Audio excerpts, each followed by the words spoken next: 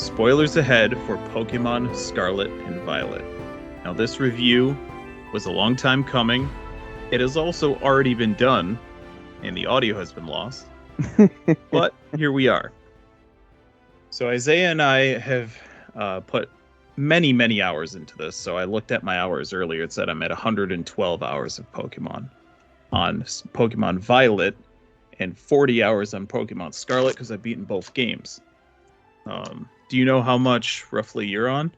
I have played for about 35 hours. So not as much as Dan, but I put 2 hours into like Pokemon Shield, so I mean that's quite an increase. This game is far superior to Pokemon Sword and Shield. I will say that off the start. Full disclaimer, I'm a Pokemon fan. I played the first Pokemon game all the way through. Now, there was a point in my life where, I got into my early 20s and I stopped playing for a little while, but I have since gone back and beaten those games, all that stuff. I grew up with the series. I played the Pokemon trading card for a while when I was in middle school. We had a city tournament that I won. I still have the little trophy here. It's a stupid little Pokeball, but yeah, I still have it. And that was for the trading card game. I'm just starting to get into the online, actual PvP situation. Not the doubles, but the singles. One step at a time here. This will be totally from my opinion, based on possibly rose-colored glasses, if you will. So take that with a grain of salt. But I am going to be as objective as I can. Now, to me, this is not the Pokemon for PC nerd. Now, let me explain what I mean by that. So, typically, people will play on PC. Now, anyone who plays on PC in the comments, let me know if I'm wrong. But you play on PC for one reason. Well, a big reason is that you're at the forefront of technology, right? PCs always, we have to wait for another console or an upgraded version to increase what our performances on our system. You guys can just, play with your Legos and fit in a new piece, right? Am I nailing that, Isaiah? Pretty much. Right, because that seems like the main reason to play on PC. Right, because that stuff is more expensive than a console, so it's not a money thing. I feel like with PC, it's more so about playing however you want. Because like when I think of PC players, it's a lot of either like big games that require, like more intricate controls or like specific type of controls, and also modifications. I can't really think of anybody who doesn't play like a PC game that's also on other consoles and doesn't have some sort of mod downloaded to make it better. I've been a console gamer my entire life, and I don't get it. I mean, I get why you'd want to play on it, but I don't get it myself. There's no situation in which I'd rather play on a PC than a console. So take that for what you will. Anyways, back to Pokemon, so I can make another comparison to a different game. So, Pokemon, there's a certain amount of charm that Pokemon has. Is it the most graphically intense game? No. Is it a graphically good game? Not really. But it has a certain charm that your average gamer, that I put in quotes, wants to change. Now, they want Pokemon to be like, what's the game with the robot dinosaurs? Horizon. Right. Or God of War or whatever. They want to completely change it, but it has to maintain certain things. Now, it needs to have the turn-based battle system, which is very outdated, but it works for some games. Now, look at Persona 5. Look at Final Fantasy VII Remake, on the other hand. Now, compared to Final Fantasy VII from 1997, this Final Fantasy game has no charm, right? But it has intense graphics. Like, when I summoned Ifrit for the first time, holy shit, was that awesome. There's things they kept the same with Final Fantasy VII Remake that connected it to the original, where like if you had just tried to completely change it so it wasn't Final Fantasy at all anymore, it's just like, what's even the point? Yeah. My point about saying all that is not every game has to fit a certain mold. Now, I play games like Cuphead, Persona 5, but then I'll play God of War, and Elden Ring, variety is the spice of life. So don't try and make Pokemon what it's not. And these people who are complaining about it, this is this the best Pokemon game? Probably. Now, is it my favorite? No, but they have made leaps and bounds from what it was even 3 years ago. So I just wanted to throw all that in. This game seems more like something. It seems like a game that is more aimed towards players who have been playing the series for a while and not so friendly, with the exception of one aspect, which I'll get into later. Not so friendly towards newer players. For my background on Pokemon, I started with X and Y. I started with Y to be more specific, but I wasn't allowed to play it growing up. I've told Dan all the funny stories about the things I couldn't do growing up. It took me about a year and a half to beat Moon, and by the time Shield came out, I made it to Route 4, and I was like, I'm bored. I can't do this anymore. It's just I'm sick of this. I liked in Let's Go. I know you hate Let's Go, the Hate Let's it. Go games. Worst I worst liked games in the them series. because they changed up some stuff. I played Pokemon Go a lot as well, so I think that's why I didn't mind it as much, like the catching thing. But I liked how you could see the Pokemon walking around, and I thought that was super cool. Hmm. In Sword and Shield, they had that in some areas, but not all. But it's just like this series doesn't seem like it's progressing at all, really. You have these huge open areas, but they seem like a DLC type of thing added on, where it's just like you're not supposed to do this stuff until later in the game, really. Right, the Uh, open areas. So this is the argument I try and make with people is that and it's not on the consumer to just accept it. I just accept it because I'm such a big Pokemon fan. But mhm. you could tell I was trying to tell this people this 3 years ago because they're on such a tight window to make games. They had to mix in some of the Pokemon Sun and Moon, which was the basic. You're walking through and everything is fixed camera, things that they were doing in 1996. But the wild areas were what's to come next. So it's Pokemon Sword and Shield was the bridge between Sun and Moon and Scarlet and Violet. Yeah, like the big issue with Pokemon, which I know we've talked about multiple times, is Yeah. just that they are beholden to the card games and the TV show seasons, and it's like you got to come out with a new game every year because we need new cards to release. Kind of very similar to like how I approached Call of Duty, where it's just like I stopped playing the games for like 3 years, and I'd come to the new game because that way, like between games, there's enough of a change. And that's what it feels like with Pokemon, where it's just with like the Pokemon Company, where they want to do new stuff. I'm sure they'd love to have multiple years to work on these projects over a lot of time, but they kind of have to throw them out every year. So it's like, okay, we want to make this type of Pokemon game, but instead we're going to experiment with Pokemon being visible in Let's Go. We're going to experiment with open areas in Sword and Shield. We're going to experiment with an open world, sort of, in Arceus. And Hmm. then I feel like all of those ideas came together to make this game. And I think that's why it's just like this is the culmination of all the ideas they've been working towards that makes it a step up. So Right. instead And of if you think just about yeah, Breath of the Wild as a like a baseline. So between Breath of the Wild 1 and Breath of the Wild 2, aka Tears of the Kingdom, 6 years. yeah, In that time frame, Pokemon has to release two generations of Pokemon. Sword and Shield came up actually in that'd be yeah, 2 years. Or sorry, one generation every 3 years, plus games in the middle. So between Breath of the Wild 1 and Breath of the Wild 2, Pokemon has released Ultra Sun, Ultra Moon, Sword and Shield, Brilliant Diamond, Shining Pearl. Now that was a different company, but even so, Pokemon Legends Arceus, also the DLC for Sword and Shield. There were two of them. Now, how completed they were by the time Sword and Shield came out, I don't know. But and also Pokemon Scarlet and Violet. also Let's Go. Also, let's go. So this is why I, as a huge fan of him, I cut him a lot of slack. But there's one part of it that I don't cut slack. When speaking to, I forget who the guy was at Game Freak, but there was an interview with one of the heads of Game Freak, and they keep their staff at around 100 people, which is absurd.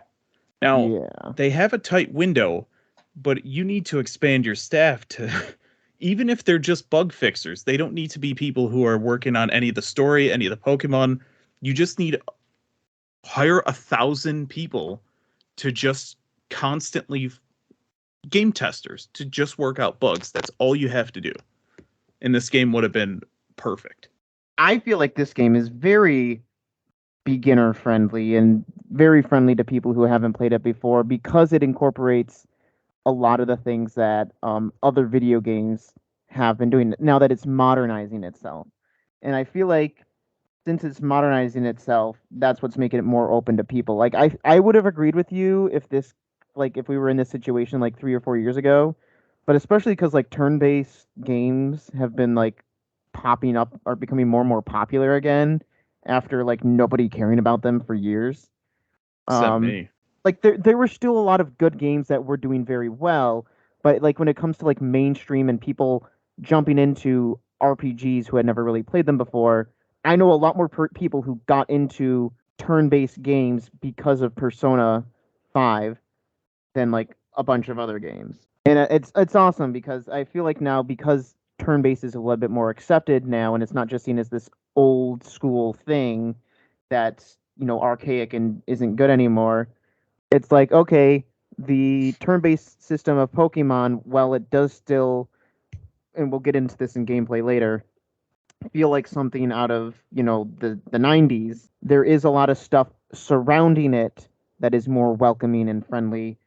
Yeah. And I think it was very successful in its sales as well, which is, I wish we could get numbers because the only numbers I could find is from the first 3 days where it sold over 10 million copies. But yeah, we're Nintendo past hates Christmas. We have two months worth of sales. Let's see if we can find it here. Nintendo hates giving out numbers. Pokemon Scarlet and Violet only including non-digital sales because Nintendo doesn't give out those numbers was number 3 behind Call of Duty Modern Warfare 2, which Call of Duty's always number 1. It's stupid, but it's always outsells everything. Number 2 is God of War Ragnarok, and then number 3 was Pokemon Scarlet. I don't want to like, hear anything about Madden players or Call of Duty players saying that Pokemon needs a fresh update. Okay. Yeah, I know, especially Madden, where it's just like. It's the I same think that's game. crazy. Scarlet and Violet is like right underneath Arceus, and it came out, months after. I think Arceus was February. Yeah. Which also, I didn't talk about that game on this channel, but one of my least favorite Pokemon games ever is Legends Arceus.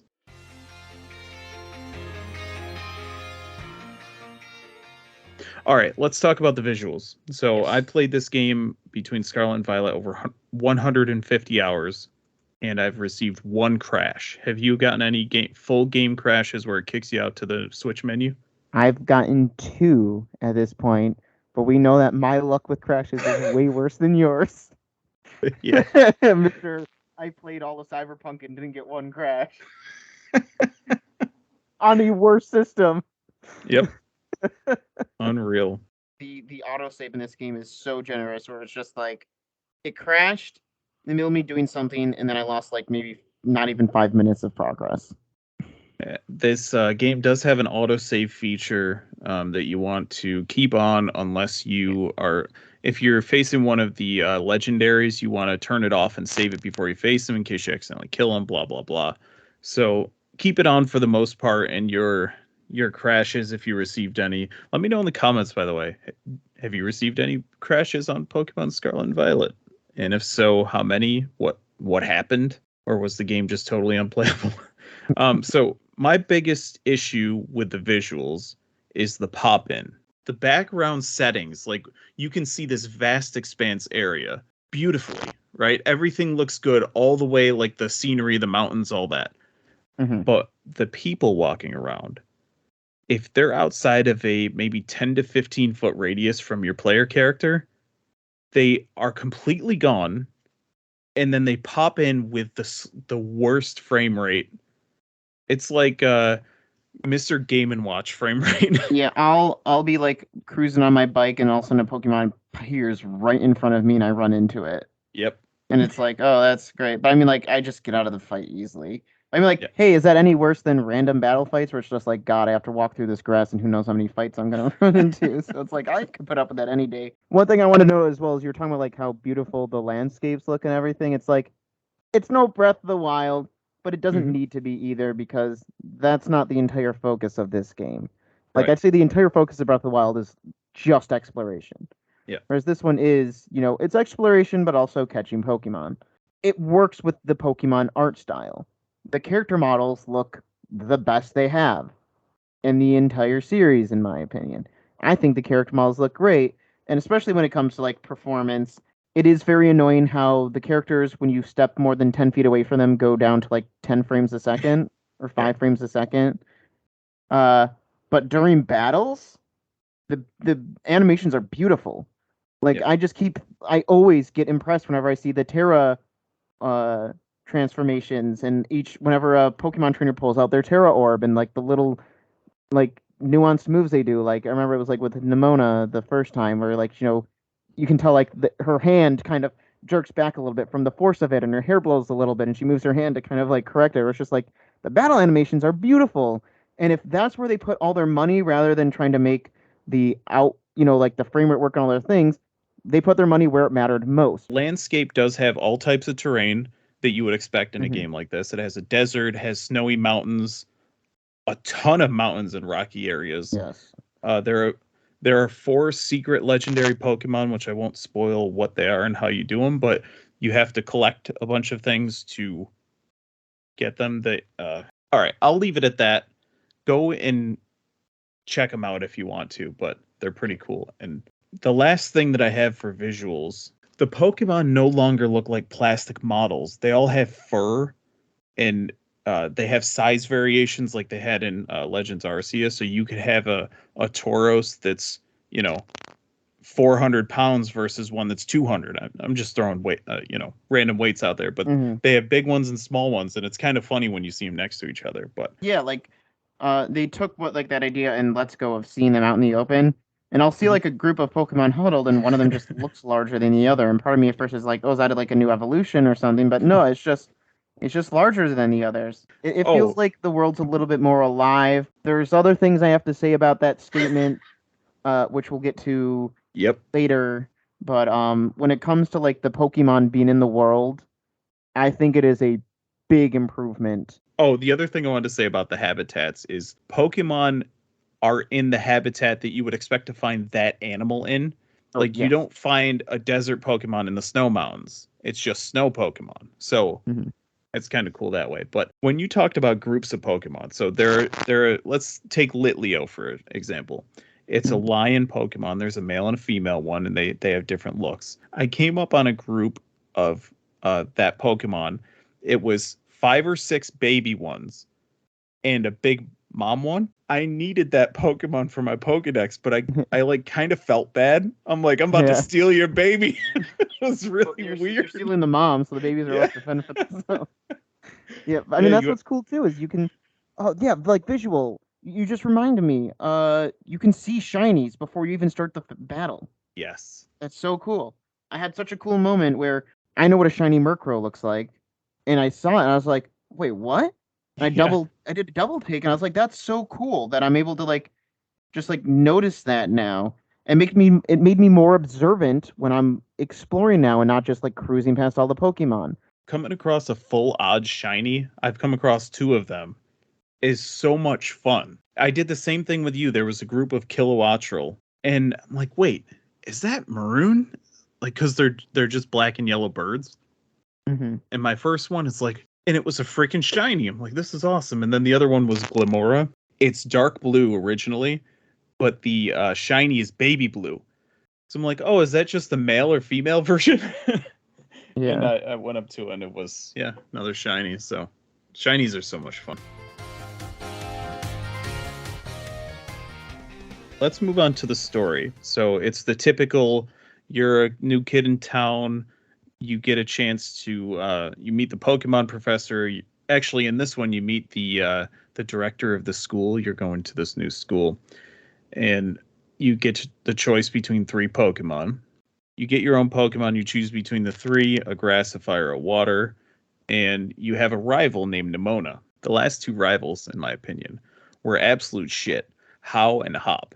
Nimona, on the other hand, is delightful. It's fun. I really like her. She has so much fun and energy, and I don't mean to like cut into what you were saying there, but like there's another storyline you can do besides just the regular gym battles.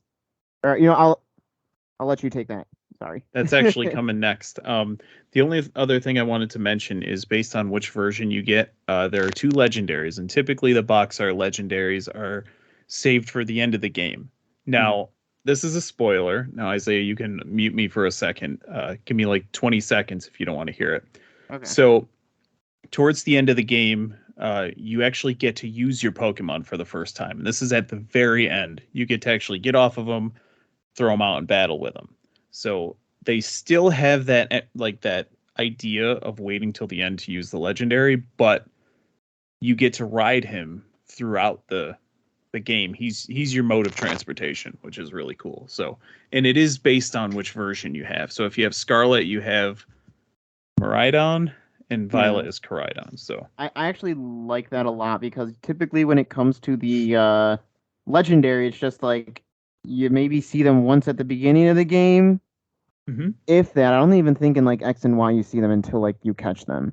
correct. But then it's just like you catch them at the end. Besides it being a legendary Pokemon, what does it actually really like affect on the story besides being like the big Pokemon that's going to end the world or something? Yeah. And I like how this one, it introduces it to you. You actually spend time with it, and it means something from the start of the game. Yeah, it's almost your buddy more so than your Pokemon you chose in the beginning. Like I'll say you have that Pokemon out more than your other one because I thought that was really awesome and unlike anything I had seen in a Pokemon game before. I don't know. I know that the legendaries for Sword and Shield show up in like the fog in the beginning of the game, but I don't know if they're like a constant presence throughout the game or not. Barely. Like there are like runes and stuff where it shows the battle that they were in and things like that. But you, for the most part, you see them at the very beginning and at the very end. Yeah. So I really liked this with this game where it's just like, hey, the legendary Pokemon that's on the box art is actually like a core part of the game and is something you see from the beginning all the way to the end. The only other games that do that are the ones that didn't have legendaries on the front. Red, blue, yellow had Blastoise, Charizard, and Raichu or whatever. So and it's like the legendary for that game was freaking Mewtwo. And do I need to say anything else about Mewtwo? Yeah. Basically, the idea of this game is choose your own adventure. There are three types of storylines that you can follow. There's the Pokemon League, which is the typical 8 gyms, Pokemon League final boss, and there's a post game. The only benefit other than following the storyline to the 8 gyms is that after each gym you defeat, you can control higher level Pokemon. You get a new TM, you can control high level Pokemon, and it becomes easier to catch Pokemon up to that level as well. Yes. And I'll say that was the one annoying thing because part of the cool thing about this game is you could just not do the gyms at all. Like I had a friend who played the game for about, I think it's like 30 hours and didn't do a single gym. Having now played the game, it's just like that must have been really difficult on you. I think the only Pokemon that will never disobey you is your own original starter. I'm pretty sure. The rest of them you can't control, so he must have had to keep rotating, and leveling everything up to 30 or whatever, and just the next storyline is the Team Star Compounds. Now, this is your villain team of the game, and there's another storyline to follow with this. So there are 5 compounds in total, and a final boss that you have to fight with a storyline throughout. And then the last bit is the Titans. These are 5 gigantic versions. I think in every case they're new Pokemon, right? Every single one is a Gen 9 Pokemon. Yeah. Yes, because at first I was supposed to say, isn't one of them a Donphin? But no. A Donphin variant, yeah. But they're the new variants from Gen 9. That's the only one that's a returning Pokemon, but it's a new region exclusive. After each time you defeat a Titan, you receive Herba Mystica that you can follow that on your own. I won't. Yeah, we won't spoil the story so much. Yeah, there's a story with that one, but after each time you defeat a final boss, your ride Pokemon levels up. So you can surf, you can sprint, jump higher, climb mountains, and there's another one. What am I missing? Glide. Oh, and glide. Yeah. That's your bonuses for getting all those. And the cool thing about it is there are 18 different elemental types in Pokemon. And each one of these is represents a different type. All of the three storylines has a different type. So you kind of have to it introduces you to, let's say you're new, and forces you to learn the like different elemental types, strengths and weaknesses for each. That was by far my favorite aspect of the game. Usually with gyms and other games, there's just a bunch of types left. One of the first things I noticed, criticisms I noticed for this game, was that the gyms are and Team Star bases and Titans are at set levels. So you can't really do them in any order unless you're constantly swapping out you're either swapping out your team for different Pokemon that are at the level for those specific gyms and whatnot, which you don't know until you do them, or you're, getting into a level 14 gym with level 40 Pokemon and destroying it. Yeah. I kind of wish either it had a level recommendation, which, they could easily put like, under the details section that they have on the map. And in fact, that's the one thing I did is I immediately just looked up a level recommendation. The first gym, Titan, or whatever you do has, a base level of like 6. And then the second one, no matter what it is you do, has an increased base level past that, and so on and so forth. Yeah, I would have preferred the scaling approach, but either way, they should have had something to kind of guide you a little bit, especially because you can technically get everywhere on the map without getting the upgrades for your bike, but it's extremely difficult. So you still kind of have to do all of them. You have to at least do all the Titan ones. All right. So in terms of gameplay, I wanted to mention a couple of quality of life improvements. So you've always been able to use fly and things like that or carrier Pokemon to travel, but this one has, I would say, dozens of fast travel points, and they all bring you to Pokemon Center kiosks, which instead of like going into a building, they're just kiosks that are quick access. So they want you out and exploring as much as possible, but all the fast travel points have, extremely helped with traversal. So obviously you have to reach the point before you can fast travel to it, but you're going to be doing a lot of back and forth.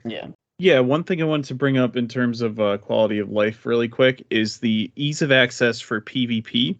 Any type of Pokemon you want to level up, there are guides on how to do it without spending Pokédollars or points or whatever. But you can simply buy vitamins, bottle caps, mints, and create any Pokemon you want in the way that you want. So PvP goes really deep, and before you had to spend hours, if not days, crafting the proper. Because if you go in with a normal, let's say Meowscarada is the grass cat. If you go in with a normal one, a person with a trained Meowscarada is going to destroy you, even if you have the same moves. Just to keep that in mind. This does have a much about that easier stuff. Yeah, yeah, it gets pretty wild. So game. yeah, it does have the classic turn-based battles, but it has what's called terrestrialization. Terrestrialization, any Pokemon can terrestrialize into any type. So let's say Isaiah has a Charmander and I have a Squirtle, right? My water type beats his fire type. However, grass type it's rock, paper, scissors. Grass type beats water type. So what Isaiah can do is terrestrialize his Charmander into grass. Now, what does that do? Does it mean Charmander now has grass attacks? It does not. It means that now my water type does not very effective damage to him, even though he's a fire type, but he has the grass type Pokemon. Does that make sense? Yeah, and then I think like the opposite side of that too is really cool. About terrestrialization. I can't say the word. you had it down perfectly. But using like the Terra Stone is, it's like you can use it for defensive purposes, or like me for a lot of my Pokemon, I just do it for offensive. Sure, my Pokemon Terra's into the same type, but that means any move that is that same type that you Terra as is stronger. The big positive I have about Terra is it does change up the combat in that way. It doesn't make it as predictable where it's like, oh, this person sent out a Charmander, let me throw out a water type Pokemon because I can counter it very easily. So something that's fine for PvP is you can only Terra once per battle. However, in the open world game, when you're not doing PvP, you can only Terra once per every time you go to a Poke Rest stop. I'm going to use Meowscarada again as an example. So he is a grass dark type, and he can also learn fairy type moves. So typically, when you're in a battle against somebody, you kind of have in your head that he could possibly be a dark type Terra, a grass type Terra, and a fairy type Terra. But there's always those people they'll Terra into something that they can't learn any of the moves, because people will Terra into the type of move you can learn. So as you said before, they can get the bonus damage. But some people do it strictly for defense, and it's Yeah. such a fun chess piece to have. And You never know. yeah. People who play like I still have to, because I'm not that big into Pokemon as other people, and especially Dan. I still have to go up and be like, what's poison type resistant to again? And I'll type that on Siri because I don't remember all the weaknesses and whatnot. Where I used to know a lot of people who are especially deep into PvP, they can rattle it off instantly. Did you do any Terra raid battles throughout this? I did a couple of the smaller ones, and I just did it with myself. Randos? Oh, okay. Not even randos. I just like with computer players. What are Terra raids? They're similar to raid dens from Pokemon Sword and Shield. It's a 4-on-1 fight against an extremely powerful Pokemon. They range from 1 to 7 stars. The 7-star ones are just ridiculous. As you progress in the game, you unlock higher level stars. Mm-hmm. There's a Charizard 7-star and a Cinderace 7-star, and they were both just absurd. They're level 100, so just to keep that in mind. The purpose for them is that you can catch these high level Pokemon, and it is a 100% catch rate. So if you throw a Pokeball at a level 100 Charizard, it will catch it 100% of the time, which is great because you go through all that work to beat this. You don't want to come up empty-handed. Yeah. Pokemon Go. It was funny that you could, yeah. But that's what I hate about Pokemon Go. We'll finally get people together for a raid, and it's not a guaranteed catch. So these 4 versus 1 battles, the Terra battles, you can play with random groups online. You can play locally with friends. You can play online with friends. There'll be like a link code, or you can just play by yourself where it will give you 3 NPCs. Now, up to like 4 stars, having maybe even 5, 3 NPCs is no problem. But when you get up to 6 and 7, you really need people who know what they're doing because they can be pretty tough. All the Pokemon are terrestrialized when you face them. Mm-hmm. So let's say Cinderace, for example, he was terrestrialized to fighting.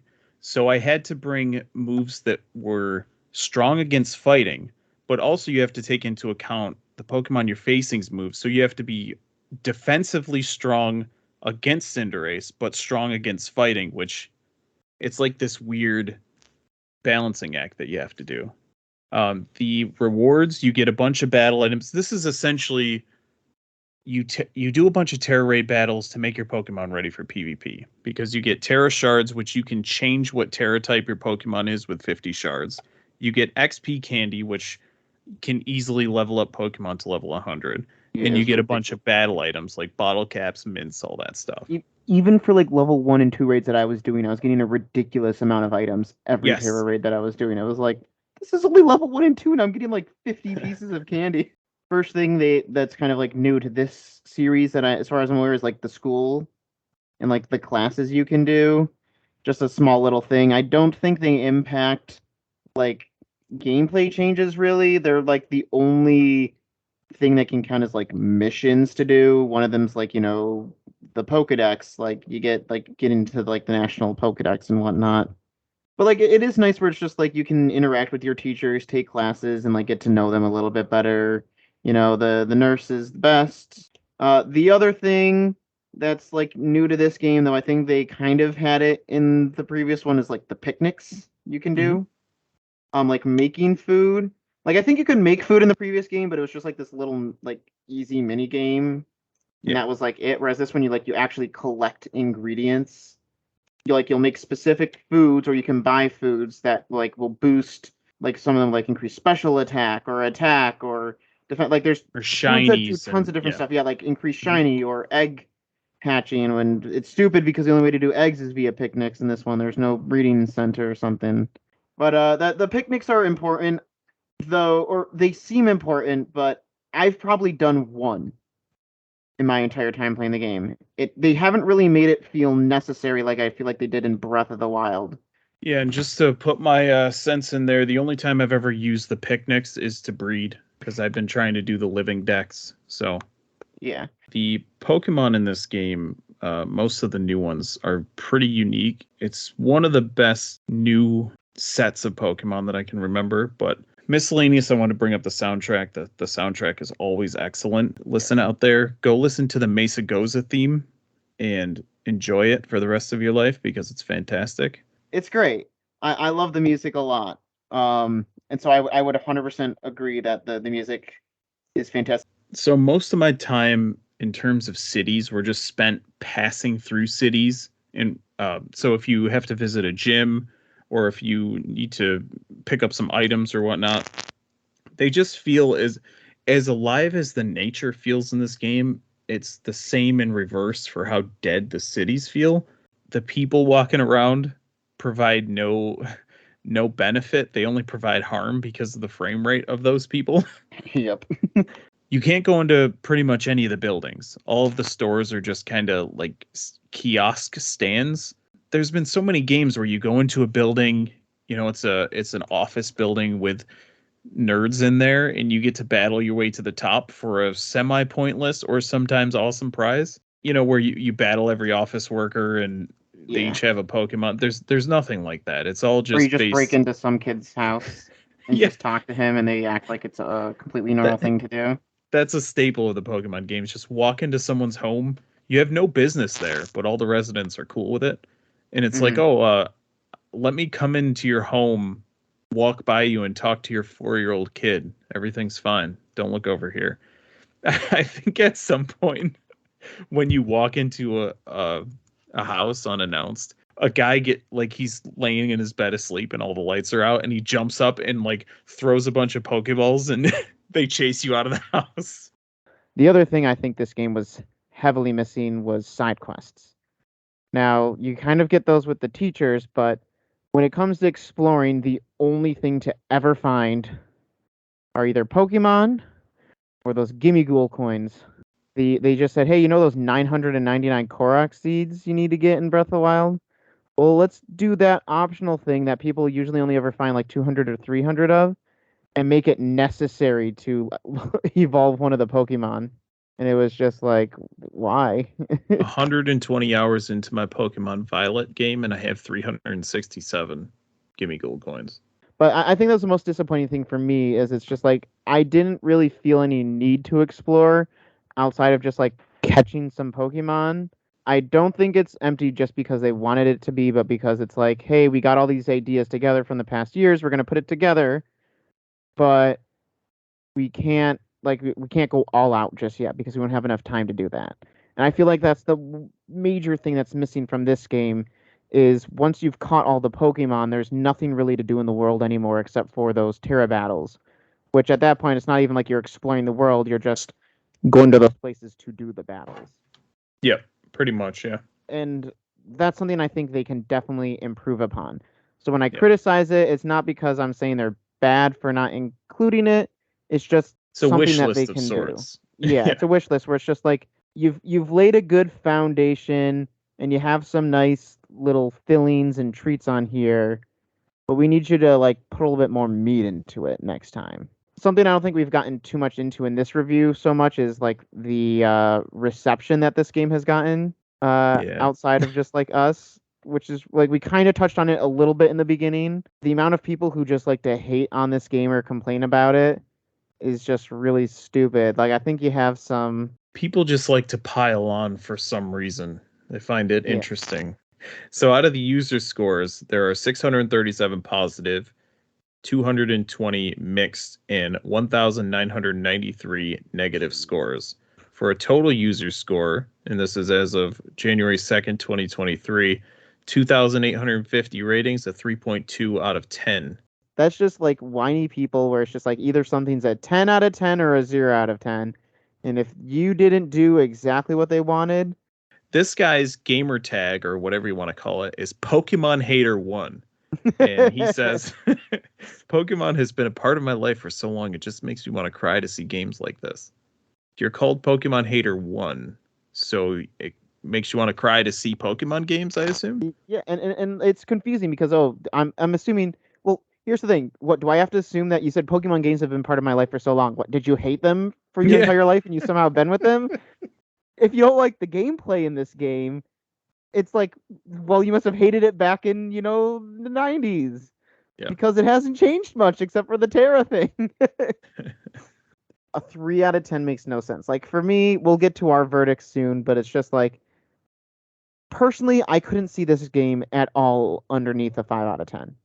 Right. Oh, here we go. So the Metacritic score, if you're a Metacritic on Metacritic, whatever it takes to be that, there are 112 critic reviews for a 72. There are 55 positive, 55 mixed, and 2 negative. I feel like that's extremely fair. I think that that makes way more sense because I can see somebody being mixed on this game. That's completely fair. 100%. But to give it a 0 is it's just people who are butthurt or they want to pile on. So, ready for verdicts? Yes. All right. You first. For me, I think this game, very similar to like my thoughts on Breath of the Wild and Ocarina of Time, is a great foundation. It's a good stepping stone towards better stuff. However, just because it's a great foundation doesn't make it a perfect, or I'd even say a great game for me. I'd still give this game. I keep on flipping. I'm gonna go and say a 6 out of 10. No, Okay. I'll give it a 7 out of 10. I'm gonna give it a 7 out of 10. So for me, this is an 8.2 out of 10. Like I said off the top, about an hour ago. I'm biased. I don't mind saying that I'm biased, but I was debating between 8.2 and 0. Yeah, so, that's the only numbers, right? Apparently, in today's day and age, it can be a 10 or a 0. Let us know what you think of Pokemon Scarlet and Violet in the comments. Let us know if there's any games you want us to try. We're mostly a movie group here, but we do dabble in some games. There'll be a God of War Ragnarok coming at some point, and now that I found my capture card, I can actually record some gameplay for our Gotham Knights review. That one will be up after this one, for sure. So yeah, and hey, go pick up Pokemon, try it out, let us know what you think if you haven't played it before. This is the one to try out. Absolutely. All right, so on that note, we will catch you guys later.